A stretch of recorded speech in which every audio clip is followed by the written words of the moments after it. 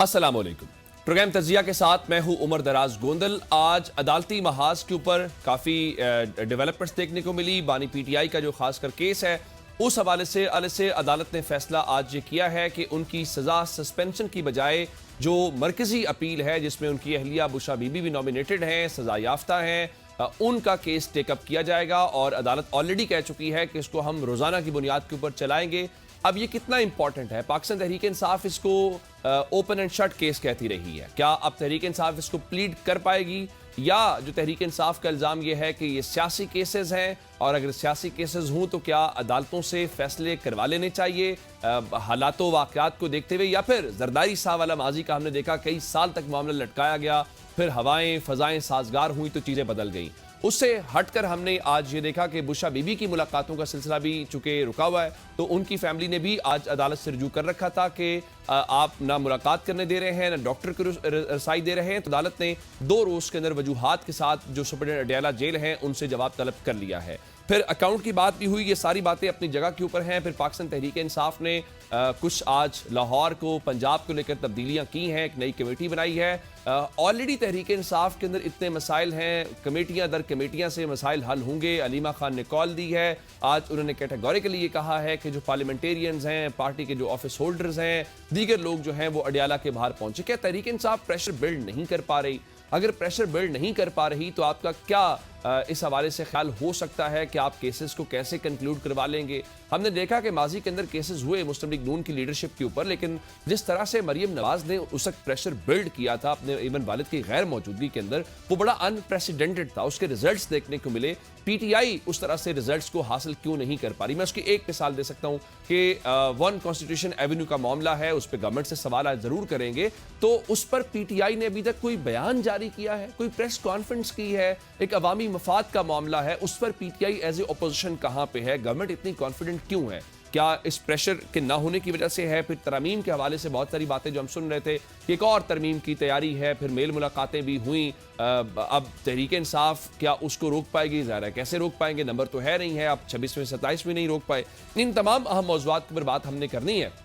अपने मौजूद मेहमानों का तारुफ करवा दे। स्टूडियो में ज्वाइन कर लिया है पाकिस्तान तहरीक इंसाफ के बड़े वोकल नईम हैदर पंजोता साहब ने। पंजोता साहब आपके वक्त बहुत शुक्रिया। और मुस्लिम लीग नून की रुकनी कौमी असम्बली शुमाइला राना साहब ने हमें ज्वाइन कर लिया है। शुमाइला साहब आपके वक्त का भी बहुत शुक्रिया। मैं जरा स्टूडियो से जरा पंजोता साहब से शुरू करना चाहता हूँ। एक तो पंजोता साहब बड़ी मुबारक कि आपको पंजाब के अंदर वैसे भी पहले हक होता है, पहले हक होता है, आप हमसाए हो गए ना। बिल्कुल हमसाए हो गए। एक तो आपको बहुत मुबारक हो कि आप एक नई कमेटी के अंदर आपको पाकिस्तान तहरीक इंसाफ ने शामिल किया। मेरा आपसे सवाल ये है कि 190 मिलियन पाउंड केस का आपका पहले ये डिमांड थी, हमारे केसेस सुने नहीं जाते। अब जब ये केस सुना जा रहा है तो आप जब ये इल्जाम लगाते हैं कि ये सियासी केसेस हैं, पॉलिटिकल विक्टिमाइजेशन है, तो क्या आप प्रोफेशनली या लीगली अब गवर्नमेंट के हवाले से जो बातें करते थे कि इसमें कुछ नहीं है, हमें सिर्फ सजाएं सुनाई गई हैं, उसको साबित कर पाएंगे, या फिर गवर्नमेंट का जो केस है वो अपहोल्ड होगा, फिर मामला आगे आईनी अदालत में जाना है? बहुत शुक्रिया मदर साहब, आपने मौका दिया, बहुत शुक्रिया, आपने मुबारक दी। बेसिकली ये एक काज है जिसके अंदर एक ज़िम्मेदारी दी गई है, और हम पहले भी बगैर किसी ज़िम्मेदारी के इमरान खान साहब से इस मुल्क से मोहब्बत करते हैं और अपनी ज़िम्मेदारी निभा रहे हैं, अपना हिस्सा डाल रहे हैं। इंशाल्लाह नेक्स्ट भी जिस जगह पर पार्टी खड़ा करेगी भरपूर तरीके से इंशाल्लाह ताला डालेंगे। दूसरी बात यह है जो आपने बात पूछी केसेस के हवाले से, देखें इमरान खान साहब के जितने केसेस हैं, हम पहले दिन से लेकर आज तक हमारा यही मौक़िफ़ है कि तमाम के तमाम झूठे केसेस हैं, बोगस केसेस हैं। और फिर जो उनका ट्रायल किया गया जेल के अंदर बंद कमरे के अंदर, जिस तरह छुपा के, मीडिया की एक्सेस नहीं है, आम पब्लिक की एक्सेस नहीं है, और वकला को भी जैसे कंट्रोल किया जाता है, महदूद तादाद के अंदर जाते हैं।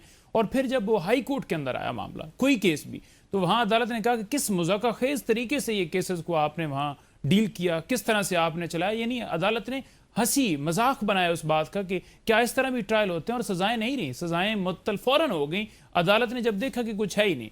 दूसरी ये चीज़ है कि देखें अब अलकादर ट्रस्ट केस हो या तोशा खाना, इन 2 केसेस के अंदर इमरान खान साहब पाबंद सलासल हैं। इसके अलावा जितने केसेस हैं तमाम में बेल हुई हुई है। इन 2 केसेस की हद तक अगर बात की जाए तो अलकादर 1 साल से ज़्यादा टाइम हो गया, यानी 14-15 महीने हो गए हैं सजाओं की मुअत्तली की दरखास्तों पर फैसला नहीं दिया गया। यानी कभी कोई बहाना आ जाता है, कभी जज अवेलेबल नहीं है, कभी वकील की तैयारी नहीं है। 1 लाख रुपए तक नैब को जुर्माना किया अदालत ने कि आपने बेतुकी जो है वो एडजस्टमेंट्स मांगी हैं और आपने गफलत की है, लिहाजा आपको 1 लाख जुर्माना किया जाता है। ये है जुडिशियल सिस्टम पाकिस्तान का जो कोलैप्स कर चुका है। हमने अब तो आपकी डिमांड पूरी होगी? बिल्कुल नहीं पूरी हुई। देखें, जो एक असूल है उसके मुताबिक पहले जमानत की दरखास्त को देखा जाता है, बाद में आप अपील की तरफ बढ़ते हैं, और यहाँ अदालत इसी तरह इलेक्टेड नजर आई। हमने कहा कि ये 20 मिनट का केस है, आप पहले सुन लीजिए सजा की मुतल्लिक की दरखास्त यानी जमानत सुन लीजिए। खान साहब और बीबी साहबा की हद तक जो मामला है अर्जेंट नोयत का है। मरकजी जो अपील है वो अगर वो चंद हफ्तों में डिसाइड हो जाती है तो ज्यादा बेहतर नहीं है? ये बिल्कुल हम कह रहे थे कि बेहतर है कि फौरी तौर पर डिसाइड कर दी जाए। जब तोशाखाना 1 में सजा हुई थी, इमरान खान साहब को डिस्क्वालीफाई किया गया था, लेकिन उस वक्त नहीं किया गया। वजह क्या थी कि इमरान खान साहब इलेक्शन है। अब जो एक प्रोसेस अडॉप्ट हुआ है जिसमें पहले बेल सुनी जाती है, बाद में, क्योंकि बेल शॉर्ट एक थोड़ा आधे घंटे का काम है, आपने देनी है या नहीं देनी डिसाइड हो जाएगा। लेकिन उस तरफ इसलिए लेकर बढ़ रहे हैं कि एक तो मामले को लटकाया जाए, दूसरा यहां से अपील खारिज हो तो सीधी कॉन्स्टिट्यूशनल कोर्ट के अंदर जाए, और वहां भी आपको पता है 27वीं तरमीम के बाद कॉन्स्टिट्यूशनल कोर्ट के अंदर कौन कौन जजेस बैठाए गए और कैसे हैं। तीसरी बात यह है कि आपने जो सवाल किया कि क्या ये जुडिशियल सिस्टम जो है वो काम कर रहा है, तो 6 जजेस का लेटर आपके सामने है। आपके सामने तारिक जहांगीरी साहब का मामला है कि किस तरह उन्होंने जो है वो फॉर्म 45 मंगवाए और उन्होंने कहा नहीं करना। और आखिरी में इसमें बात करूं कि अब सूरत हाल ये हो चुकी है कि इमरान खान साहब के मेडिकल ट्रीटमेंट के हवाले से हमने एक दरखास्त दी इस्लामाबाद हाई कोर्ट के अंदर, वो दरखास्त डिस्पोज ऑफ होगी। हमें वो डायरेक्शन नहीं पसंद आई, हमें हुक्मनामा नहीं पसंद आया, हमने उसको चैलेंज करना है। अब उसको चैलेंज करने के लिए हमें वकालतनामा तक लेने की इजाजत नहीं दी जा रही। हम हाई कोर्ट सुप्रीम कोर्ट में जाना चाहते हैं और वकालतनामे तक हम हाई कोर्ट में गए हैं कि हमें वकालतनामा दस्तखत करने की इजाजत दी जाए। गवर्नमेंट से यही मौकिफ लेते हैं। शुमाइला राना साहिबा, केसेस तो आपकी लीडरशिप के खिलाफ भी माजी में हुए। हमने देखा कि नवाज शरीफ साहब के खिलाफ केसेस थे, मुस्लिम लीग नून प्रेस कॉन्फ्रेंसेस करती थी, इस्लामाबाद के अंदर बेंच फिक्सिंग जैसे अल्फाज इस्तेमाल किए जाते थे। अब ये जो पीटीआई बात कर रही है कि केसेस झूठे हैं, बोगस हैं, वो फिर साइफर की मिसालें देते हैं और बहुत सारे केस की मिसाल देते हैं, तो अब आप ये समझती हैं कि जो केसेस हैं वो आप साबित कर पाएंगे? क्योंकि आप लोग भी बड़ा कहते हैं कि एविडेंस हमारे पास है। और किसी एक केस में ये बता दें जहां इनको वकालतनामा ना दिया गया, जो केसेस बनाए गए, जहां वकालतनामा ना दिया गया, कोई एक केस बता दें। बहुत शुक्रिया जी, आपने अपने प्रोग्राम में मुझे मौका दिया।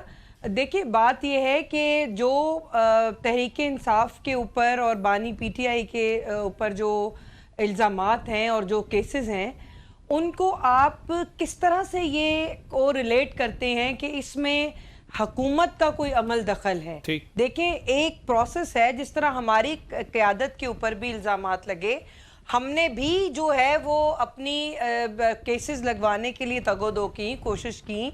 हमारी जो लीगल टीम थी वो काविश करती थी, और ये कोशिश और काविश इनको भी करनी चाहिए। ये माजरत के साथ इनकी पिछले दिनों इस्लामाबाद हाई कोर्ट से सुबकी हुई और इनकी अपनी मुकम्मल तैयारी होती नहीं है। अब देखिए, बात यह है कि गौहर साहब जो हैं उनका एक अपना ओपिनियन है, सलमान अकरम राजा साहब का एक अपना ओपिनियन है, नईम पंचोता साहब का एक अपना ओपिनियन है, अलीमा बाजी जो है वो एक डिफरेंट स्कूल ऑफ थॉट से जो है वो उनका अपना जहन रखती हैं। तो डिफरेंट स्कूल ऑफ थॉट्स जब इकट्ठे हो जाते हैं तो ये केसेस को ये खुद खराब करते हैं।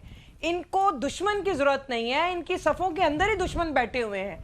और नवाज शरीफ इतने लकी हैं अल्हम्दुलिल्लाह कि उनकी जमात के अंदर कोई एक पत्ता भी जिसे कहते हैं वो नहीं हिला, एक पत्ता नहीं टूटा। हम अपनी क़यादत की डायरेक्शन के ऊपर और हम अपनी क़यादत के परों के नीचे रहकर हमने ये सारा जो लीगल प्रोसेस था, अपनी जो जलसे जुलूस, जो हमारे जो पॉलिटिकल एक्टिविटी थी, ये नहीं था कि मरियम बीबी कुछ कह रही हैं, हमजा साहब कुछ कह रहे हैं, ख्वाजा आसिफ साहब कुछ कह रहे हैं, ख्वाजा साद रफीक साहब कुछ कह रहे हैं, राना सनाउल्लाह साहब कुछ कह रहे हैं, मियां नवाज शरीफ साहब की बहनें कुछ कह रही हैं, शहबाज साहब की फैमिली कुछ कह रही है। इस तरह नहीं था। और देखें, ये जमातें इस तरह नहीं चलती। जमातों के अंदर एक नजरिया होता है, जमातों के अंदर एक कॉल होती है, जमातों के अंदर बहुत सारे रूम्स नहीं होते। इनके पॉलिटिकल थॉट्स बहुत है, इनके पॉलिटिकल माइंड बहुत है, जो इनको खुद खराब करें। ये अपनी नलायकी ये हमारे ऊपर मत डालें, लेकिन ये अपने लड़ाकापन का जो रौब है वो हम पे मत डालें। जो केसेस ट्रायल कोर्ट से चले, जिसमें इद्दत केस की मिसाल है, साइफर केस है, वो हाई कोर्ट में टिक नहीं पाए। इवन नवाज शरीफ साहब के केसेस भी हमने ये देखा कि ट्रायल कोर्ट में उसे सजाएं हो गई, फिर जब हालात व वाक़यात बदले तो कैसे सब कुछ ही बदल गया। नहीं, देखिए, बात सुने, بات یہ ہے کہ آپ کے سامنے ہمارے کیسز تھے, ہم نے سرنڈر کیا کورٹس میں, ہم نے جیلیں کاٹی, ہم نے مطلب جو جرم نہیں تھا اس کی بھی سزائیں کاٹی. مریم نواز شریف صاحبہ کو دیکھ لیں, انہوں نے ان کے اوپر الزامات صرف اس وجہ سے لگائے گئے کہ وہ صرف اور صرف اپنے والد کے ساتھ کھڑی تھی, وہ جمہوریت کے لیے لڑ رہی تھی. اور شہباز شریف صاحب کے ساتھ کیا ہوا, صاف پانی کے آپ نے بلایا کسی اور کیس میں اور گرفتاری آپ نے کسی اور میں ڈال دی. آپ نے یہ جو بلنڈر جو ہیں یہ ماضی میں خود کیے ہوئے ہیں. اب آپ نے چونکہ یہ غلطیاں ماضی میں خود کی ہوئی ہیں تو آپ کو یہ ڈر ہے کہ ہو سکتا ہے ہمارے ساتھ بھی کوئی غلط نہ کرے, تو دنیا مکافات عمل ہے. لیکن یہاں پہ آپ کو میں یہ بتا دوں کہ کورٹس جو ہیں وہ میرے ہاتھ میں نہیں ہیں. کورٹس جو ہیں وہ شہباز شریف صاحب سے پوچھ کے نہیں چلتی. کورٹس آئین اور قانون کے تحت عدالتیں چلتی ہیں. ججز جو ہیں وہ قانون کی تشریح کرتے ہیں وہاں پہ, اور میرا یہ آئین کی تشریح کرتے ہیں وہاں پہ, اور میرا نہیں خیال کہ ایسا کوئی جج جو ان کو ریلیف جو ہے وہ مل رہا ہے اور ان کو نہ دے رہا ہو یا ان کے کیسز کو لمبا کر رہا ہو. لیکن معذرت کے ساتھ ان کو اب ٹرکوں والے ججز نہیں مل رہے, ان کو قانون کو توڑنے والے, ان کو آئین کو ری رائٹ کرنے والے جو ججز ہیں, اور وہ ججز نہیں مل رہے جو پارلیمان کا بھی کام اور اختیار لے لیتے ہیں. مطلب وہ ہر ادارے کو اپنی حدود میں رہ کر کام کرنا ہوتا ہے. ان کو وہ ججز کی تلاش ہے جو ججز آئین اور قانون کو رونتے ہوئے اپنی خواہشات کے اوپر, اپنی بیگمات کی خواہشات کے اوپر مبنی جو ہے. بالکل ٹھیک ہے, آپ کہہ رہی ہیں کہ اب تحریک انصاف یہ سمجھے خوش کرنے کے کہ لیے بہت لوگوں کچھ جو کو ہے ٹال وہ دے. بدل چکا ہے. بڑی زبردست ڈسکشن چل رہی ہے, ذرا واپس آتے ہیں ایک بریک کے بعد. Welcome back. پنجوتا صاحب, یہ بات جو شمائلہ صاحبہ کر رہی ہیں کہ ظاہر عدالتوں نے اپنے لحاظ سے آئین اور قانون کے مطابق فیصلے کرنے ہیں, لیکن جو میں نے ان سے بھی سوال کیا کہ ہم نے یہ دیکھا کہ نون لیگ نے دو کام کیے, ایک تو عدالتوں میں کیسز لڑے, دوسرا پولیٹیکل پریشر انہوں نے بلڈ کیا, چاہے وہ پریس کانفرنسز کی صورت میں ہو, چاہے وہ جلسوں کی صورت میں ہو. آپ سمجھتے ہیں کہ ایز اے پارٹی ایک ورکر کے طور پہ آپ کا کوئی سسٹم پہ, گورنمنٹ پہ کہیں کوئی پریشر ہے, آپ کو کوئی بودر کر رہا ہے کہ جناب یہ کیسز اس میں انصاف ہونا چاہیے, جلدی سے جلدی ختم ہونے چاہیے, کوئی کسی قسم کا آپ تو ملاقات نہیں کروا پا رہے, تو فیصلے اور وہ آپ کیسے سب کچھ لے پائیں گے؟ دیکھیں عمر دراز صاحب, بات یہ ہے کہ جب آپ کی اخلاقیات ختم ہو جاتی ہیں تو پھر میرا خیال میں کوئی چیز آپ کو نہ بری لگتی ہے نہ آپ کو کوئی اثر ہوتا ہے. آپ کے سامنے معاملہ ہے کہ جب 25 کروڑ عوام نے میجورٹی کے ساتھ عمران خان صاحب کو منتخب کر لیا تو پھر ان کا مینڈیٹ ماننا چاہیے تھا. جب وہ نہیں مانا گیا, پھر ڈی چوک کے اندر مارچ ہوا, گولیاں تک چلا دی گئیں, ٹی ایل پی کے اوپر کیا ہوا, کشمیریوں کے ساتھ کیا ہوا, آئے روز کیا ہو رہا ہے, محسن نقوی کے کارنامے آپ سارا عالم نے کھول کے رکھ دیے کہ وہ کیا کر رہا ہے, اس کی بیوی کا فلیٹ آ گیا, جو کرپشن ہو رہی, 53 ارب الگ, 12 ارب کا طیارہ, مطلب جو مرضی ہے یہ کرتے جائیں. ان کو یہی ہے کہ پہلے ہم کون سا ووٹ سے آئے ہیں, تو ان کے اندر وہ احساس نہیں آ رہا. جس دن تھوڑا سا بھی احساس آیا تو اس دن یہ کہیں گے کہ ہم غلط راستے کے اوپر. احساس دلانا تو اپوزیشن کا کام ہوتا ہے. دیکھیں احساس خود انسان کے اندر اپنے ہوتا ہے. کیا نظر نہیں آ رہا ہوتا کہ میں غلط کام کر رہا ہوں, کیا نظر نہیں آ رہا ہوتا کہ مجھے جتوایا گیا, کیا نظر نہیں آ رہا ہوتا کہ یہ بچے جو ہیں یہ پاکستان کا مستقبل ہے, ہمارے اپنے بچے ہیں, ان کو بے-دردی کے ساتھ نہ ٹریٹ کیا جائے, ان پہ غلط مقدمات, لاٹھی چارج. اب بہنیں فار ایگزامپل وہاں بیٹھی ہیں, ہم احتجاج کر رہے ہوتے ہیں, وہاں واٹر کینن کا استعمال, کبھی لاٹھی چارج, کبھی کچھ, لوگوں کو گرفتار, گاڑیاں پکڑنا, اپنی باری کہ شکر ہے ہمارا بھائی اندر گیا ہے, ایسی بہنیں ہوتی ہیں. یہ جو ساری بات معذرت کے ساتھ وہاں پہ آپ کیک کاٹ رہے ہوتے ہیں, وہاں پہ آپ لوگوں نے اپنی جو ہے وہ موج میلہ کیا ہوتا ہے, کسی قیدی کے لیے کبھی آج تک آپ ایسا کریں نا کہ نواز شریف کو ہم بند کرتے ہیں تو مریم نواز کو کہیے گا کہ آئیں ادھر فٹ پاتھ پہ بیٹھ کے وہ بھی اس طرح کیک کاٹ کے میلہ. نواز شریف کو آپ نے بند کیا تھا, نواز شریف بند ہوا تھا تو لندن فلیٹ کے اوپر پھر آپ بعد میں انٹرپٹ کر رہی ہیں. آپ نے نواز شریف کی بیٹی کو بھی بند کیا تھا, وہ بھاگ گئے تھے. لاسٹ ٹائم بھی میں نے پروگرام کے اندر بتایا تھا, تو اپنے لیڈر کو بھگوانے کا بار بار کیوں شوق آ رہا ہے؟ بھاگ گئے تھے, اسٹام دیکھ کے بھاگ گئے تھے, وہ انہوں نے جیل نہیں کاٹی تھی. آج بھی رانا ثناءاللہ اس بات کا معترف ہے کہ عمران خان نے جس طرح جیل کاٹی ہے واقعی اس پہ آفرین ہے. وہ ہم سے بات کرنے کے لیے تیار نہیں ہے, ہمارے ساتھ بیٹھنے کے لیے تیار نہیں ہے, رہا ہونے کے لیے تیار نہیں ہے. ہم تو کوشش کریں, بتائیں اب ہم کیا کریں. تو جس شخص کے بارے میں آپ کی پارٹی یہ بیان کر رہی ہے, آپ کے اتحادی یہ کہہ رہے ہیں کہ پی ٹی آئی جیتی ہوئی ہے, پھر بھی آپ کہیں جی کہ وہ کہاں چٹا ہے تو ہوا کالا تھا, تسی کہو چٹا ہے, تو پھر تسی کہنا رہو چٹا, تو کالا ہے تو پھر کالے نو منو. اب آپ نے نقطہ اٹھایا, مجھ سے پوچھا کہ لیگل کے اندر کیا ہو رہا ہے, تو میں نے کہا وکالت نامہ دینا یا وکالت نامہ دستخط کر کے لینا یا کسی کو پاور آف اٹارنی جو ہے اس پہ آپ رکاوٹ نہیں ڈال سکتے, یہ ہر شخص کا حق ہے. لیکن اس پہ کیا جواب دیے, کہتے ہیں جی عدالتیں اپنے آئین کے مطابق کام کریں, تو وکالہ نامہ کیوں نہیں ہو رہا, ملاقات کیوں نہیں ہو رہی, عدالتی فیصلے پہ عمل کیوں نہیں ہو رہا, مخصوص نشستیں کیسے آپ کو دے دی گئیں, آئین کو کیسے پی ٹی آئی تو نہیں بولی. ذرا میں آئین اور قانون کی چونکہ شمالہ سے بات کر رہی تھی تو میں آپ بتائیں آپ نے ایک ایسی جماعت کو, میں بتاتی کیوں دی گئی, آپ نے ایک ایسی جماعت کو جو ہے وہ جوائن کیا جن کی اپنی پارلیمانی وہ حیثیت نہیں تھی, جن کا اپنا لیڈر اپنی ٹکٹ پہ نہیں لڑا, اپنی پارٹی کے نشان پہ نہیں لڑا. آپ نے ایسی جماعت کو جو ہے وہ کیا, اور آپ کو غلط فیکٹس بتائے گئے ہیں. صاحبزادہ احمد رضا صاحب نے اپنے نشان جو ہے گھوڑے کے لیے, گھوڑے کے ساتھ یہ اپلائی کیا کہ مجھے یہ نشان بھی دیے جائے, اور انہوں نے اپنے پارٹی کی طرف سے ٹکٹ جمع کروایا تھا, لیکن اس کو ایکسپٹ نہیں کیا گیا. وہاں آپ کو پتہ ہے قاضی فائز اوپر بیٹھا ہوا ہے, نیچے سے سکندر سلطان راجہ بیٹھا ہوا ہے. مجھے کوئی ایک قانون میں بتا دیں کہ جب بندے کی مدت پوری ہو جائے, اس مدت کے بعد کیا چیف الیکشن کمشنر سیٹ کے اوپر بیٹھ سکتے ہیں یا انہوں نے گھر جانا ہے؟ اگر تو وہ بیٹھ رہے ہیں تو سمجھ لیجئے کہ دھاندلی کے اندر کیا کیا انہوں نے کام کیا, اور پتن کی رپورٹ نے بتا دی کہ 64 طریقوں سے دھاندلی. آپ تو پاکستان کے قانون کو ہی نہیں مانتے, تو یہ جو نشستیں تھیں یہ کیا بھارت کو دے دیتے؟ اچھا تو نون لیگ نے ووٹ لیا ہوا تھا, آپ کو ملی تھی, جنہوں نے ووٹ لیا ہوا تھا میڈم ان کو ملنی تھی. خیرات کی سیٹیں جو ہیں لے کے, خیرات کی سیٹیں لے کر اور پالش کر کے اسمبلی میں پہنچنے سے بندہ لیڈر نہیں بنتا, وہاں پھر وہ گیدڑی بنتا ہے جس وقت وقت آئے گا بھاگ جائیں گے. نہیں بن سکتے. میرا اس سے نا آئین اور قانون سے جڑا ایک اور سوال تھا. شمالہ صاحبہ انہوں نے پی ٹی آئی نے تو اس پہ بات نہیں کی. یہ جو ون کانسٹیٹیوشن ایونیو والا معاملہ ہے, آپ آئین اور قانون کی بات کرتے ہیں, اسلام آباد میں اور بھی بہت ساری جگہوں پہ ہم نے دیکھا کہ آپریشنز ہوئے لوگوں کے تجاوزات کو لے کر, لیکن سوال یہ ہے کہ جب سب کچھ یہ ہو رہا تھا تب حکومت کوئی بھی ہو یہ چلتا رہا, آپ کی گورنمنٹس بھی آئیں, کچھ نہیں ہوا. آج آپ گرانے پہنچ گئے یا آپ خالی کروانے پہنچ گئے. میرا سوال صرف یہ تھا کہ ایک تو کورٹ کا ریٹن آرڈر ابھی نہیں آیا تھا, اتنی جلدی کیا تھی؟ دوسرا, آپ نے اپنے گھر کے اندر یعنی سی ڈی اے کا کوئی ایک افسر کیا درجہ چہارم کا کوئی ملازم بھی فارغ کیا ہو تو سمجھ جائے کہ آپ اکاؤنٹیبلٹی کر رہے ہیں اور واقعی پاکستان کے اندر آئین اور قانون کے مطابق چیزیں کر رہے ہیں آپ.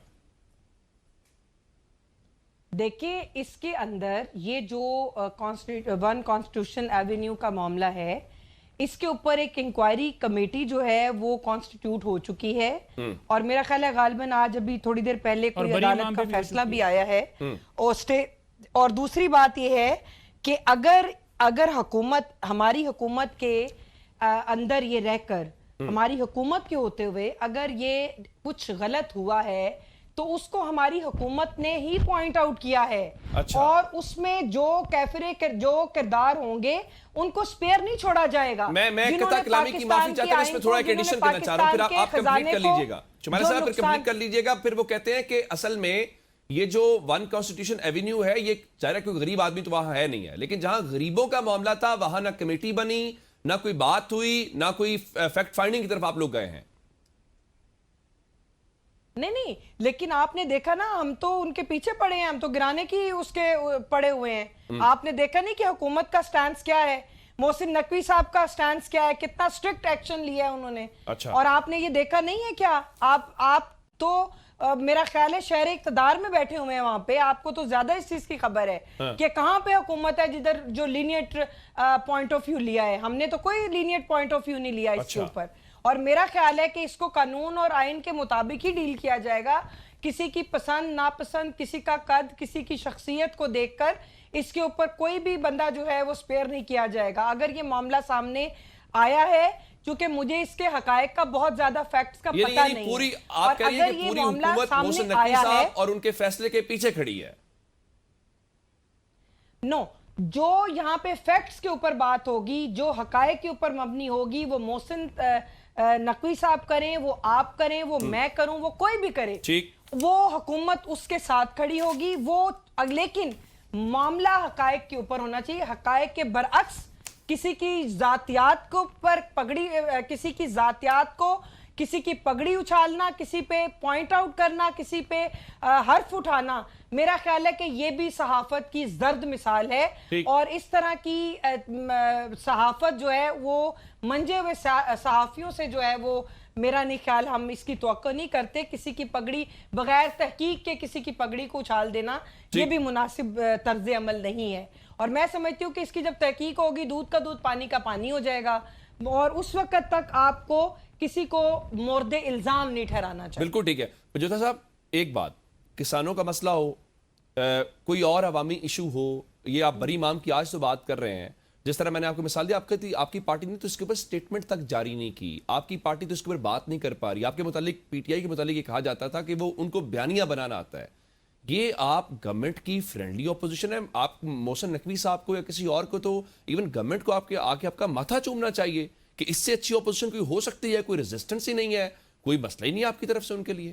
دیکھیں میں تو پارلیمنٹ کے اندر ہوں نہیں, باقی اچکزئی صاحب نے بالکل کل موقف دی, انہوں نے کہا جی کہ ہم تھوڑا سلو اس وجہ سے تھے کہ جو ایک جنگ والا معاملہ تھا اس کے لیے ایک بیٹھک تھی, اور یہ نہ سمجھیے کہ ہم جو پاکستان کے اندر مسائل ہیں اس سے ہمیں کوئی غفلت ہے, ہم ہر سطح کے اوپر آواز بلند کریں گے. مہنگائی کے خلاف ہم بالکل جو ہے یہ ریلیز کرنے جا رہے ہیں, ہم اس کے اوپر جو پیپرز ہیں وہ جاری کریں گے. اور اس کے علاوہ جو کچھ ہو رہا ہے پاکستان میں وہ تو ہر روز ہم گفتگو کرتے ہیں, میڈیا کے ذریعے کرتے ہیں, اسمبلی فلور کے اوپر کرتے ہیں, ہر سطح پہ کرتے ہیں.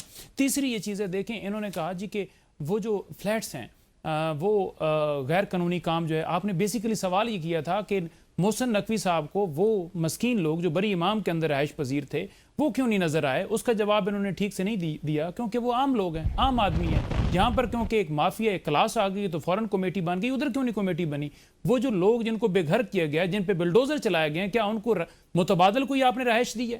کیا ان کے لیے کوئی آپ نے سدباب کی ہے؟ کیا ان کے لیے بھی آپ نے چھت کا انتظام کیا ہے؟ کیا ان کو کوئی پیسے دیے ہیں؟ کیا اس کو کوئی زمین الاٹ کی ہے؟ نہیں کی, ہم نے تو نہیں سنا. اگر کی ہے تو بتائیں, اور اس پہ کوئی کمیٹی بنائی ہے تو بتائیں کہ کیسے لوگوں کو وہاں بٹھایا گیا, کیسے پھر ان کو اوپر ایکشن لے رہے ہیں, اور آگے کرنا کیا چاہتے ہیں. کوئی سوسائٹی بنانا چاہتے ہیں یا کوئی آپ کسی کو الاٹ کر کے کسی کو اپنی کمپنی کو الاٹ کر کے کوئی فائدہ دینا چاہتے ہیں؟ مقصد کیا ہے؟ اب اس جو کانسٹیٹیوشن ایونیو کے اوپر بلڈنگ ہے اس میں بھی ہم سن رہے ہیں کہ پتہ نہیں 7 سٹار ہوٹل بننے جا رہا ہے, اور پیچھے جو ہے پتہ نہیں کون اس میں انویسٹر ہوگا اور پھر اس کو دے دی جائے گی. سب سے پہلے دیکھیں کہ جب یہ پلاٹ الاٹ کیا گیا تھا, آپ نے لیز دی تھی, اس وقت آپ نے اس کو ہوٹل کے طور پر دیا تھا. تو ریزیڈینشل سب سے پہلے آپ بتائیں کہ کمپنی نے وہاں پر فلیٹس بنائے کیوں؟ ٹھیک ہے, ہماری گورنمنٹ آئی تھی, لیکن سپریم کورٹ نے کیا کی, انہوں نے کہا جی کہ جو قیمت ہے یعنی جو اس کی فلیٹس کی قیمت ہے ریگولرائز کر کے 17 ارب روپے انہوں نے کہا کہ آپ پے کر دیں سی ڈی اے کو, ہائی کورٹ نے کہا, اور 17 ارب انہوں نے پے نہیں کیے جس کی وجہ سے لیز کینسل ہوگی. اب اگر اس کمپنی نے پے نہیں کیا تو اس کمپنی کو پوچھیں کہ بھائی آپ نے پیسے کیوں نہیں ادا کیے, اور اگر اس نے پیسے جو ہے وہ ادا نہیں کیے تو اس کو پکڑنا چاہیے. اب عام لوگ جو وہاں رہ رہے ہیں اس کے علاوہ بھی جو ان کا کیا قصور ہے, ٹھیک ہے, تو اس پہ کمیٹی بن سکتی ہے. تو بری امام آپ کچھ کامنٹ پاس کر رہی تھی,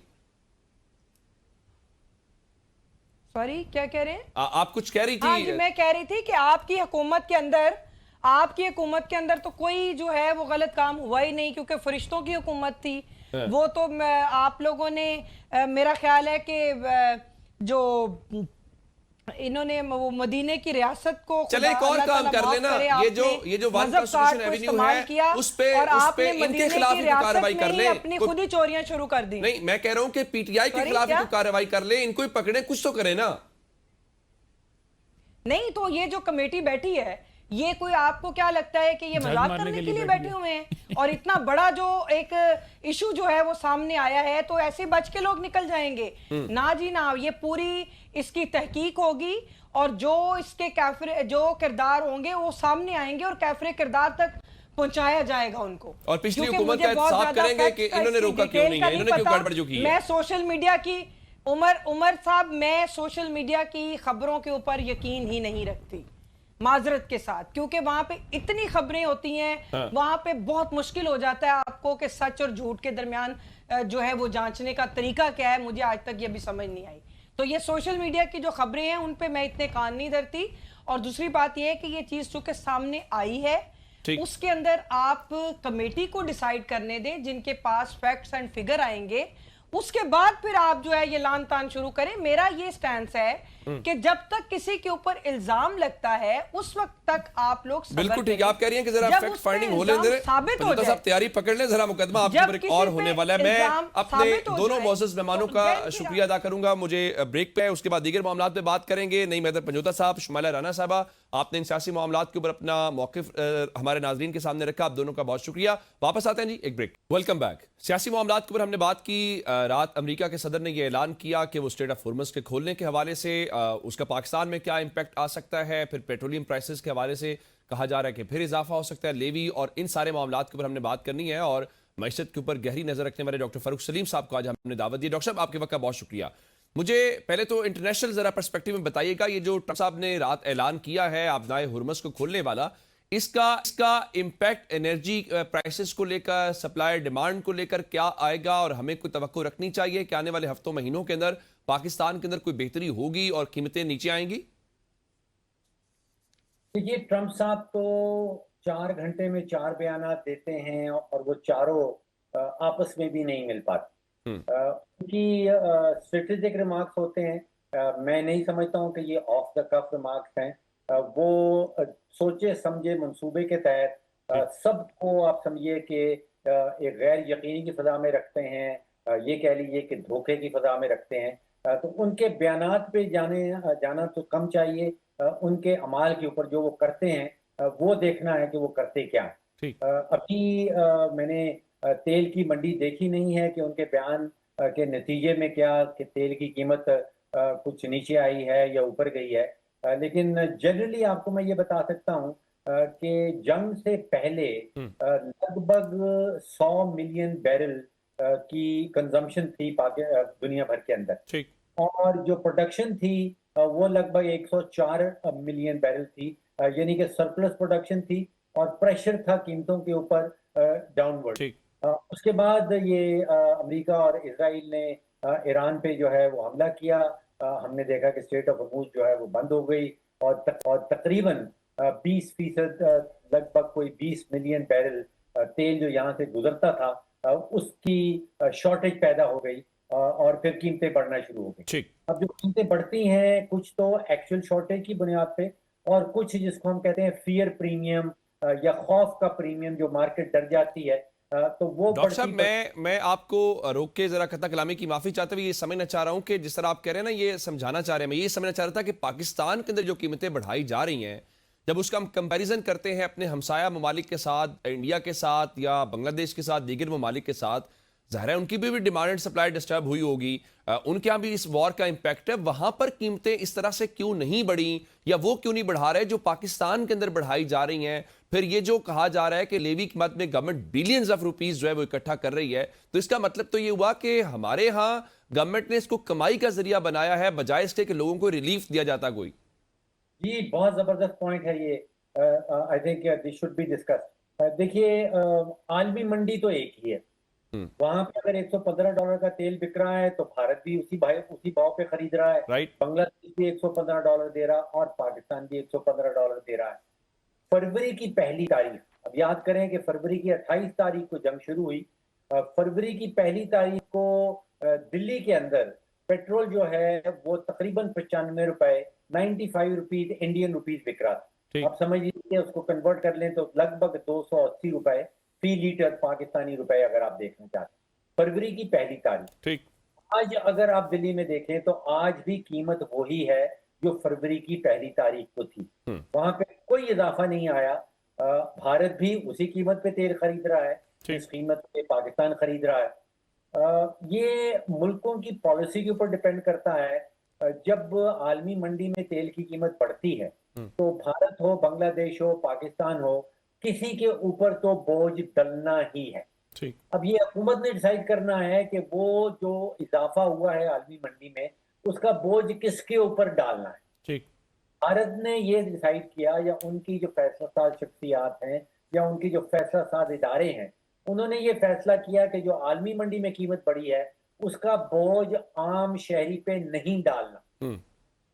انہوں نے, حکومت نے ڈیسائیڈ کیا کہ جو ان کی ایکسائز ڈیوٹی ہے پیٹرول کی قیمت کے اندر, انہوں نے وہ کم کر دی, اور انہوں نے 3 بڑی جو ریفائنریز ہیں جس میں انڈین آئل کارپوریشن ہے, بھارت پیٹرولیم ہے اور ہندوستان پیٹرولیم ہے, انہوں نے یہ سارا کا سارا بوجھ جو ہے یہ ان 3 کمپنیز کی بیلنس شیٹ کے اوپر منتقل کر دیا.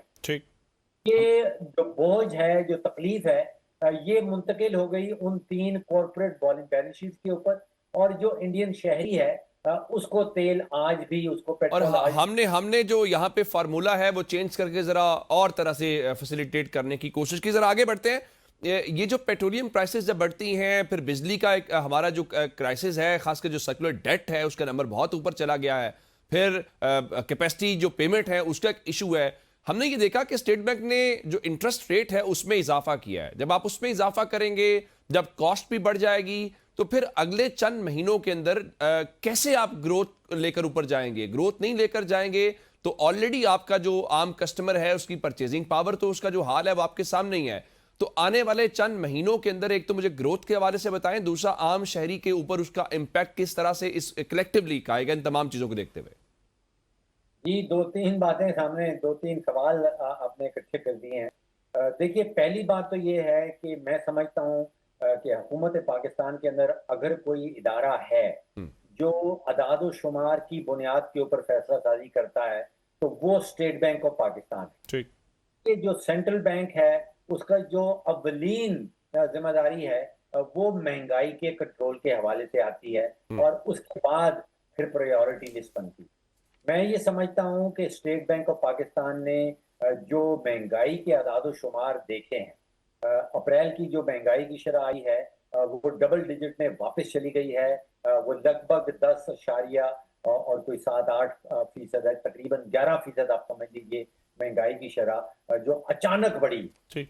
میں یہ سمجھتا ہوں کہ ہمارے سینٹرل بینک نے جو فیصلہ کیا کہ 100 بیسس پوائنٹ یا 1% پوائنٹ کا اضافہ کیا جائے انٹرسٹ ریٹ میں to have grip over the rate of inflation, control کرنے کی کوشش کی گئی ہے جو ہماری شرح جو مہنگائی کی شرح ہے. یہ فیصلہ میں سمجھتا ہوں کہ اسٹیٹ بینک نے درست اٹھایا ہے. شارٹ ٹرم میں اسی چیز کی ضرورت ہے کہ مہنگائی کی شرح کو کسی طرح قابو میں لایا جائے، اور لانگ ٹرم اس کا شارٹ ٹرم میں امپیکٹ یہ ہوگا کہ جو جی ڈی پی گروتھ ہے، جو معیشت کی پہیے کی رفتار ہے وہ سلو ڈاؤن ہو جائے گی. جو حکومت کا انٹرسٹ کا ایکسپینس ہے وہ بڑھ جائے گا. جو بزنسز ہیں ان کے اوپر بوجھ سود کی مد میں بڑھ جائے گا. لیکن فیصلہ میری نظر میں وہ درست فیصلہ ہے جو اسٹیٹ بینک نے کیا ہے. ٹھیک ہے. اس کے نتیجے میں شارٹ ٹرم کے اندر بالکل آپ کی جو گروتھ ریٹ ہے اس کے اوپر ڈاؤن ورڈ پریشر آئے. ٹھیک. اچھا ڈاکٹر صاحب، ہمارا چونکہ ایک بڑا جو انحصار ہے وہ ریمیٹنسز کے اوپر ہے. اب گلف کنٹریز کے اندر بھی ان کی جی ڈی پی شرنک ہو رہی ہے تو اس کا ایک امپیکٹ آئے گا. دوسرا، بہت ساری باتیں یو اے ای کے حوالے سے آ رہی ہیں پاکستانیوں کو لے کر جو ہے، تو خاص کر انڈین انفلوئنس ہمارے لیے آلریڈی ایک کنسرننگ چیز ہوتی ہے اور ہم اس پہ کنسرنس کا اظہار کرتے ہیں اور ہمیں کرنا بھی چاہیے. وہاں پر انڈیا کا انفلوئنس دیکھنے کو مل رہا ہے، اس کو آپ کیا انالائز کر رہے ہیں کہ اس کا کس طرح سے ڈائریکٹلی ریمیٹنسز کو لے کر یا اوورال جو پاکستانیوں کی وہاں پہ جاب کنٹریز کے اندر ایک ریکنسٹرکشن کا بوم آئے گا. ٹھیک. وسائل ان کے پاس موجود ہیں، پیسے ان کے پاس موجود ہیں، اور اگر وہاں کی حکومتیں یہ ڈیسائیڈ کرتی ہیں کہ انہوں نے ریکنسٹرکشن کرنی ہے تو بجائے اس کے کہ وہاں پہ نوکریوں میں کمی واقع ہو، میرا خیال ہے کہ ایک پاسبلٹی یہ بھی ہے کہ وہاں نوکریوں میں اضافہ ہو جائے اگر وہ ریکنسٹرکشن کی طرف جاتے ہیں. وہ ایسے ممالک ہیں جن کے پاس پیسہ آلریڈی موجود ہے. آپ اس کا پازیٹیو پرسپیکٹیو دیکھ رہے ہیں. میرا ایک اور سوال، میں چونکہ جو پوری ہم نے ڈیبیٹ کی آپ سے مختلف پہلوؤں کے اوپر، اس کو کنکلیوڈ کرتے ہوئے میں آپ سے یہ جاننا چاہتا ہوں. ہم نے پچھلے دہائی کے اندر مختلف کرائسس دیکھے. پچھلی گورنمنٹ میں کووڈ آیا، پھر ہم نے یوکرین وار بھی دیکھی. یہ جو موجودہ گورنمنٹ ہے اس کے پاس یہ کرائسس آیا ہے. آپ یہ سمجھتے ہیں کہ گورنمنٹ نے، چلے سفارتی محاذ تو ایک طرف ہے نا، اس پہ تو سبھی گورنمنٹ کو شاباش دے رہے ہیں، یہ جو فائنینشلی آپ نے کرنا تھا، جو اکانومی کے حوالے سے ہے، کیا گورنمنٹ نے بہتر مینجمنٹ کی ہے یا پور مینجمنٹ ہے، یا جو ہونا چاہیے تھا وہ نہیں ہوا؟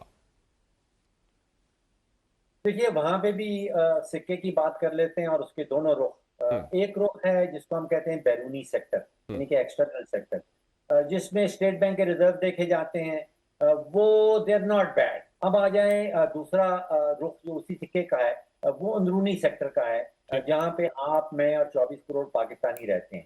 اندرونی سیکٹر کے اندر پاکستانیوں کی جو قوت خرید ہے، وہ میں کیا کہوں کہ ان کا قوت خرید کا بیڑا غرق ہو چکا ہے. سب سے پہلے جو بجلی کے بلوں کے نتیجے میں جو 70 سے 80% پاکستانی خاندان ہیں وہ شدید دباؤ میں تھے. بجلی کا بل تو دینا ہی دینا ہے, لائٹس آف کر نہیں سکتے. بجلی کا بل دینے کے بعد بچوں کی فیس کے پیسے نکالنے مشکل ہو رہے تھے.